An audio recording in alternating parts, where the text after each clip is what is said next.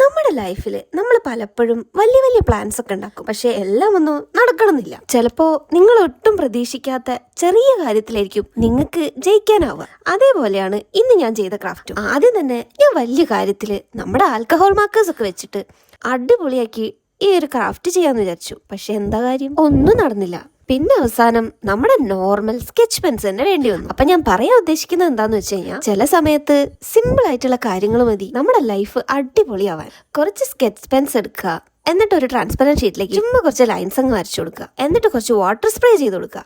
Simultaneously നിങ്ങൾ print ചെയ്യാൻ ഉദ്ദേശിക്കുന്ന ആ ഒരു പേപ്പറിലും കൂടെ കുറച്ച് സ്പ്രേ ചെയ്ത് കൊടുക്കുക. അതിനുശേഷം ട്രാൻസ്പെറന്റ് ഷീറ്റ് എടുത്ത് വൈറ്റ് പേപ്പറിലേക്ക് പ്രസ് ചെയ്ത് കൊടുക്കുക. അപ്പോൾ ഇതേപോലെ ഒരു കളർ സ്പ്ലാഷ് ആയിട്ടുള്ള ഒരു ഡിസൈൻ കിട്ടും. ഇനി നിങ്ങൾക്ക് എക്സസീവ് ആയിട്ടുള്ള വാട്ടർ ഒക്കെ ഒരു ടിഷ്യൂ പേപ്പർ വെച്ചിട്ട് ഒപ്പിയെടുത്ത് കളയാം. ഇനി ഞാൻ ഇതിന്റെ മേലെ ഒരു സിമ്പിൾ ആയിട്ടുള്ള ഡ്രോയിങ് ആണ് കേട്ടോ. കുറച്ച് ലീവ്സ് ഒക്കെ വരച്ചു കൊടുത്തിട്ട് ഇതേപോലെ ആക്കിയെടുത്തു.